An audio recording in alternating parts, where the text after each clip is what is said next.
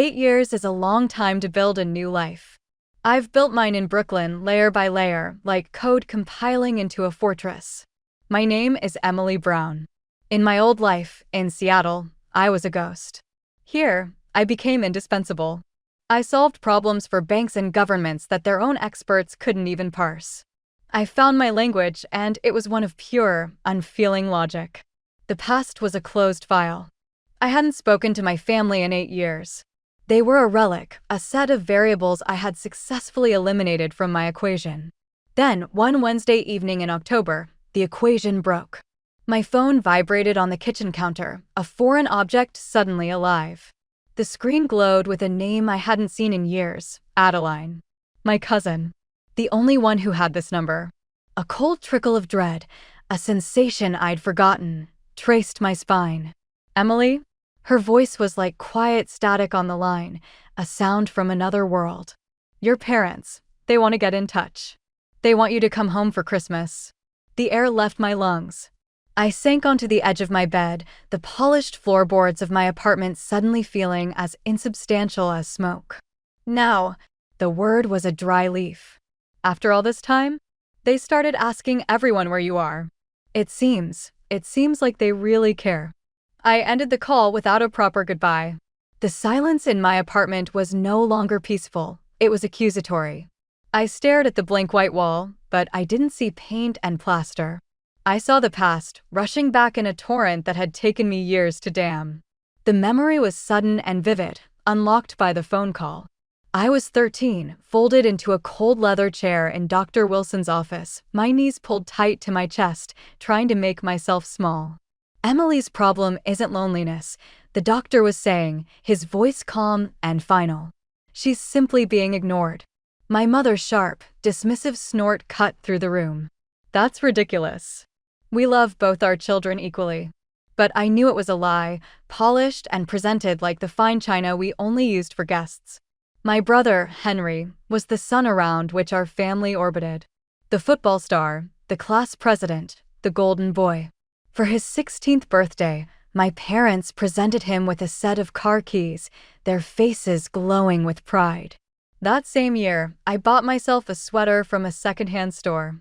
It was soft, but it carried the faint, lingering scent of a stranger's perfume, a constant reminder that I was dressing myself in someone else's discarded life. At Christmas, Henry's gift was always the grand centerpiece under the tree, wrapped in glittering paper. Mine was an afterthought, tucked away in the back. I was part of the scenery, a piece of furniture in the corner, noticed only when someone almost tripped over me.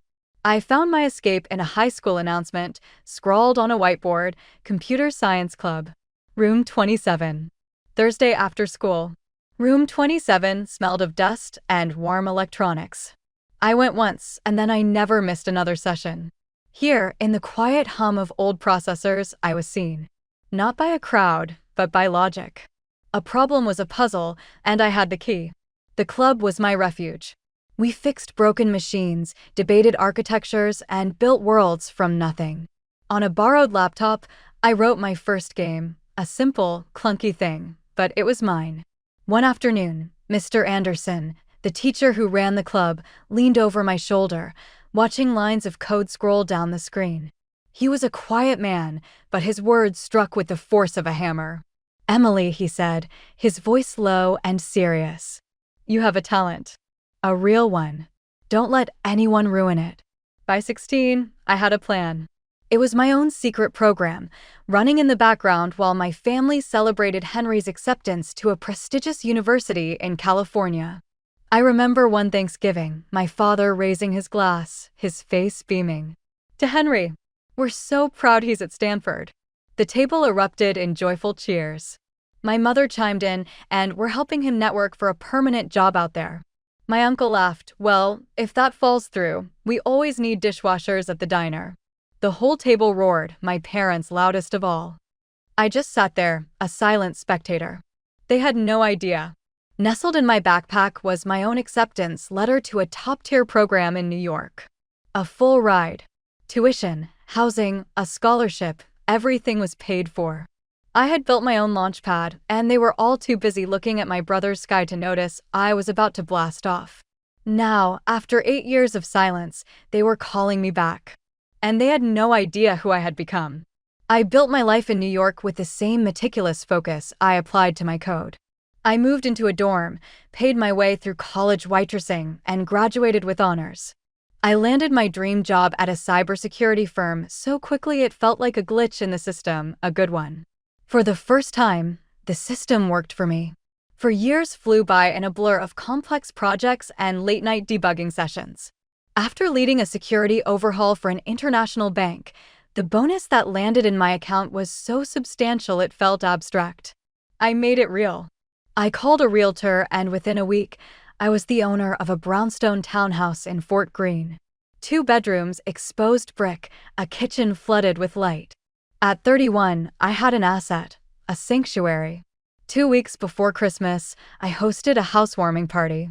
The guest list was short, my real friends, the ones who had seen me crumble under pressure and then reassemble myself, stronger each time. We sat on packing boxes, eating takeout and drinking cheap wine, the air buzzing with laughter.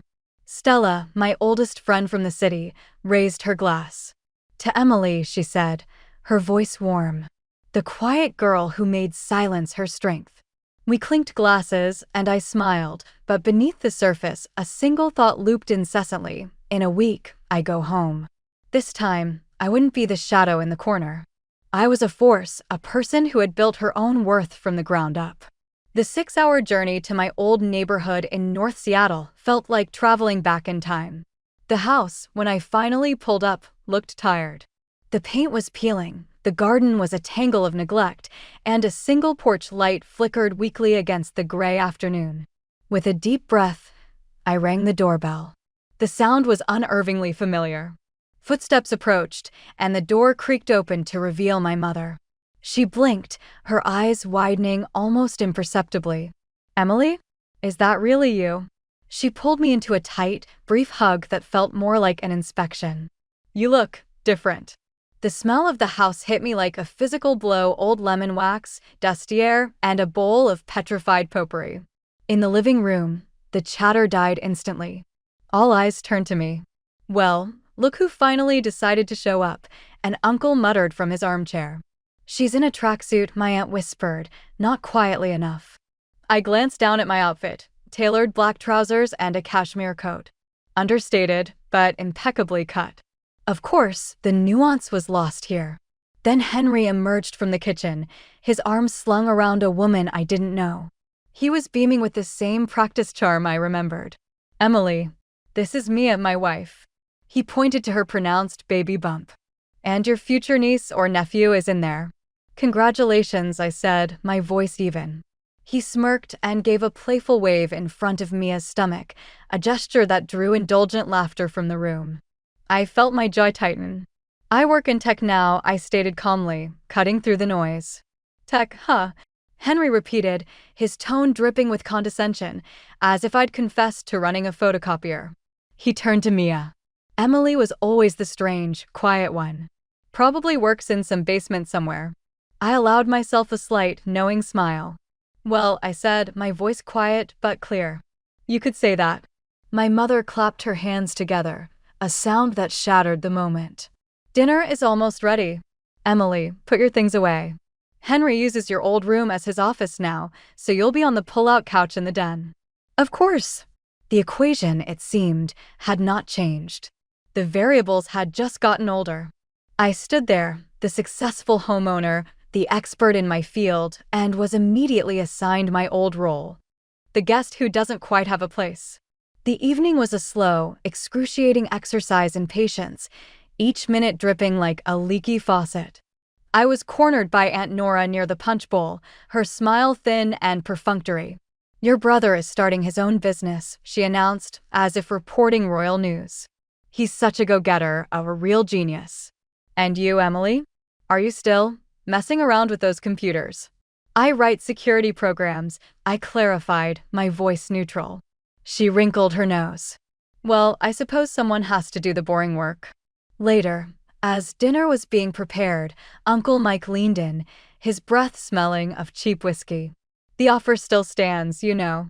A spot for a dishwasher at the diner." It's minimum wage, but it's honest work. Thank you, Uncle Mike, I said, the politeness a shield. I'm fine. At the dinner table, I was placed at the very end, next to the swinging kitchen door. Henry, of course, held court at the center. This app is going to be huge, he declared, gesturing with his fork. We just need the capital to get it off the ground. How much are we talking? My father asked, his voice full of gravitas. 200,000, Henry said, as if stating the price of a loaf of bread. I took a slow sip of water to keep from reacting. It was a textbook bad idea, all hype, no substance. We'll figure something out, my mother said, patting his hand. Family helps family. After dinner, I was handed a thin blanket and a flat pillow. Emily, you don't mind the couch, do you? My mother said, not quite a question. Henry's work is so important, he needs the office space. Of course, I replied, my voice flat. How else would it be? The next morning, Christmas Day, Henry and Mia thundered down the stairs with the glee of children. A small mountain of gifts waited for them. When they opened mine, a silk scarf for Mia from a boutique she'd admired online, a rare first edition book for my father, a cashmere wrap for my mother, there were genuine, if surprised, murmurs of appreciation. Emily, this is wonderful, my mother said, running her fingers over the soft wool. Then came the moment I realized nothing had changed. They handed me a single, small, hastily wrapped box. Inside was a generic scented candle, the kind sold in multi-packs at a drugstore. Oh, Emily, my mother said, her voice artificially bright. We completely forgot. It's so hard to shop for you. Henry chuckled, the same dismissive sound from our childhood. Don't cry about it, okay? You're an adult now. But I didn't feel like crying. A cool, crystalline clarity settled over me. The programming was complete, the output was undeniable. I'm not going to cry, I said, my voice calm and steady. I reached into my bag and pulled out my keychain. The metal glinted, cold and definitive, in the weak morning light. What's that? My mother frowned. Keys to an apartment? A house, actually, I replied simply. I bought it last week. A silence fell, so profound it felt like the air had been sucked from the room. My father blinked. You bought a house? With what money? From my job. My company licensed a security architecture I developed for an international bank. I received a bonus. My mother squinted, her brain trying to parse the information.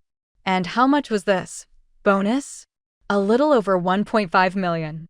About 900,000 after taxes. A fork clattered against a plate. Henry's jaw went slack. Mia's eyes widened into saucers. My parents stared at me as if I had just teleported from another dimension. 900,000. My mother repeated, her voice rising an octave. What kind of job pays a bonus like that? The kind where you protect global financial institutions from cyber attacks, I said, still seated, still calm. As I've said, I'm a developer. My father leaned forward, his elbows on his knees. You've been earning like this for a long time? Since I was 24. My base salary has always been 6 figures. And then I watched the shift happen in real time. It was like watching a mask click into place. My mother's expression transformed from shock to a radiant, performative pride.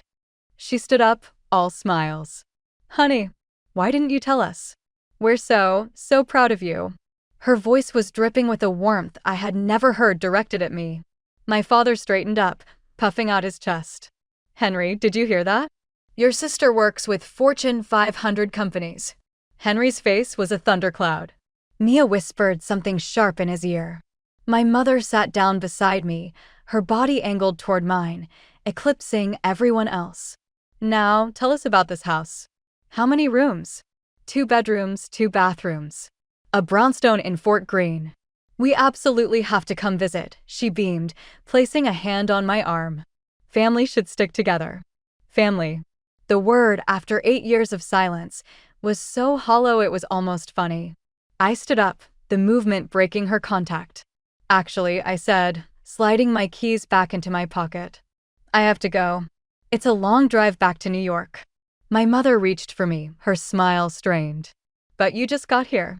Stay, we haven't even had a chance to really talk about your work. My father nodded vigorously. Yes, stay. We want to hear all about it. The invitation, which would have meant everything to the girl I once was, meant nothing to the woman I had become. The code had been rewritten. There was no going back. As I packed my suitcase upstairs, the low, urgent murmur of voices drifted from the living room. A familiar dread coiled in my stomach. When I came down, bag in hand, they were assembled like a tribunal. Their smiles were tight, performative. "Before you rush off," my father began, stepping forward as the appointed spokesman. "We've been talking about Henry's venture. You heard him. He just needs a start. A real opportunity." Henry smiled, a condescending twist of his lips. "Consider it an investment. I'm letting you in on the ground floor." "How much?" I asked, my voice cutting through the pretense. "Just 200,000, he said, as if it were a trivial sum. "With your new bonus, that's practically peanuts." I let my gaze travel over each of them. My father, who had nodded along with the dishwasher joke. My mother, who had dismissed my career as messing with computers. Henry, my lifelong tormentor, and his wife, who had snickered at my basement job. "No," I said. The single word landed in the room like a stone. My mother's smile shattered. "What do you mean, no?" "I mean I am not giving him $200,000. "But we're family," my father insisted, as if this were a magical incantation that overruled all logic and history. I crossed my arms, my posture as unyielding as my resolve. "And where was family when you told me to figure out college on my own the day after I graduated?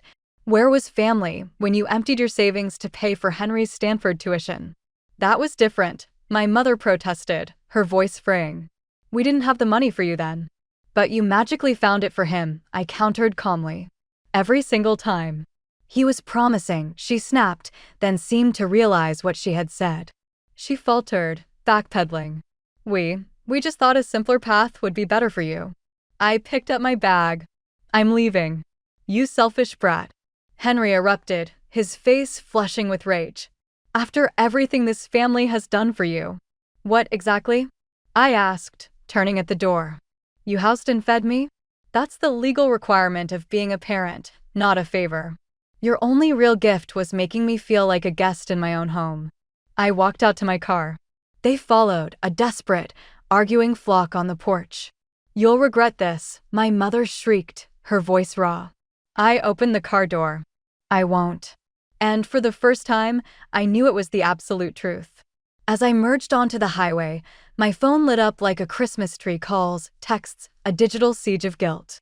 At a gas station, I scrolled through the frantic messages, then methodically blocked every single number: Mom, Dad, Henry. When I finally unlocked the door to my brownstone, the silence was a blessing. I poured a glass of wine and stepped onto the balcony. Brooklyn glittered below me, a galaxy of possibilities I had earned. A text came through from Stella. "Heard the fallout. Are you okay?" "I'm so sorry." "Don't be," I typed back. They gave me the best gift I could have asked for. The freedom to stop caring. Stella replied with a laughing emoji. "Your mom is already on the warpath, telling everyone you're an ungrateful sellout." "Let her," I wrote. "Her narrative doesn't define me anymore." That night, I slept a deep, dreamless sleep, the kind that only comes with a clean conscience and a lighter heart. The next morning, a new wave of notifications awaited. Not from my immediate family, they were silenced, but from a chorus of extended relatives. Aunts, uncles, cousins I hadn't spoken to in a decade, all singing the same tune. "Your mother told us everything. How could you be so cruel? Henry is trying to build a future. Family supports family. We always knew you were the selfish one." One by one, I blocked them. Each name that disappeared from my screen felt like shedding a weight I'd been carrying for years. Stella called later. "God, Emily. It's a full-blown smear campaign. Your mom is telling anyone who will listen that you're hoarding your money and abandoning your brother in his time of need." "Good," I replied, my voice dry. "Let them have their villain. It's a role I'm comfortable with." "She's saying you've forgotten where you came from." "Of course she is," I said. Heaven forbid they admit that the daughter they ignored built a skyscraper while they were all admiring Henry's sandcastle. Stella's voice softened. "For what it's worth, I'm incredibly proud of you." "Thank you," I said, the words feeling more significant than any family accolade ever had. "You're the only one from that world I want to keep." "And you're really okay?" she asked, her concern palpable. "Cutting them all off for good?" "Stella," I said quietly, looking out at the city that was now my true home. "I cut them off 8 years ago. This was just making it official." That evening, I met my friends at our usual wine bar in Fort Greene. The air was warm, filled with the low hum of conversation and the soft glow of string lights. I told them the whole, ugly story, the demand, the confrontation, the ensuing smear campaign. "Let them go," Stella said, her hand covering mine. "They're an anchor you've been dragging for decades. It's time to cut the rope." "Will you miss them?" another friend asked, her voice gentle. I considered the question, truly feeling for the ghost of that loss. "No," I said, the realization a clean, sharp truth. "I'm not mourning them. I've been mourning the idea of a family I never had. This is just finally burying that ghost." I raised my glass. "To our real family. The one we choose." "To chosen family," they echoed, their smiles a circle of light in the dim bar. My phone vibrated on the table, an unknown number with a Seattle area code. I didn't even look at it. I simply turned it face down and let the conversation pull me back in. 6 months passed. Summer drenched the city in thick, golden light. I was on my balcony with a cup of coffee, watching the world wake up, and I realized the constant, low-grade hum of anxiety I'd carried for years was gone. I had been living in a fog I hadn't even perceived until I stepped into the clear air. Stella still called every week, a tether to the past that felt more like a gift than a burden. "Henry's daughter was born last month," she told me one afternoon. "Madison," I said. "It's a beautiful name." And I genuinely hoped that little girl would be loved for exactly who she was. According to Stella, Henry and Mia were still living with my parents. The ground floor opportunity had never materialized beyond a handful of desperate PowerPoint slides. My betrayal had become a family legend, a story trotted out at every gathering to illustrate the dangers of ambition in the wrong hands, specifically mine. Meanwhile, my own trajectory was steep and steady. 3 months after that Christmas, I met Ethan at a coffee shop near my office. A freelance designer with a kind smile and an intuitive understanding of boundaries. He, too, had built a life from the ashes of a family that didn't understand him. We recognized the same quiet resilience in each other. At work, I was promoted to lead systems architect on a groundbreaking AI security project. The salary increase was significant, but the real thrill was the creative freedom, the respect for my team, the weight my ideas now carried. I was finally building the world I'd first glimpsed in that musty computer clubroom. Then, about a month ago, my phone rang. A different unknown number. I answered out of habit. "Hey, Emily. It's Henry." His voice was uncharacteristically hesitant. "Thought maybe we could talk. Catch up. Madison should know her aunt, you know." "What do you need, Henry?" I asked, my voice flat. "Just say it." He sighed, the pretense evaporating. "Things are tough, Emily. The roof is leaking, Mom and Dad are stretched thin. You have no idea." "I don't care," I replied, the words not harsh, but final. He started to sputter, his anger rising, but I simply ended the call and blocked the number. I looked across the room at Ethan, who was sketching at the table, and felt nothing but a profound, unshakable calm. Later, Stella told me they'd turned my old room into a nursery for Madison. The news was met with a shrug. That room had never felt like mine anyway. They were still trying to reach me, of course. My favorite was a rambling voicemail from Aunt Nora. "Blood is thicker than water, Emily. Family is forever." But I was already gone. Ethan and I are planning a trip to Japan. We're learning phrases from a language app, mapping out a pilgrimage to ancient temples, and compiling a list of the best ramen shops. Last week, Stella texted, "Mom saw your Instagram post about the trip. She said it's just like you, flaunting a vacation instead of helping family." "Perfect," I replied. Maybe the image will finally make it real for her. Yesterday, I received another promotion, Director of Engineering. My boss shook my hand and said, "You earned this, Emily. Every bit of it." We celebrated on my balcony with our closest friends. Stella raised a glass, grinning. I'm sure your mother felt the directorial promotion the moment it hit your bank account. Ethan popped a bottle of champagne and leaned in close. To us, he whispered. Let's buy a house, I said, the idea forming as I spoke it. With a big yard. Maybe even get a dog. My phone buzzed. Another text from Stella. Now mom's telling people you must be a drug dealer to afford that life. I showed the text to Ethan, and we laughed, the sound getting lost in the city's hum. Let them tell their fairy tales. I'm living my truth.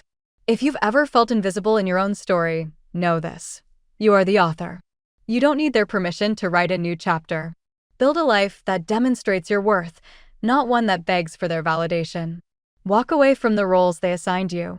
The world is vast, and there is a place in it that is entirely, uniquely yours. Go and build it.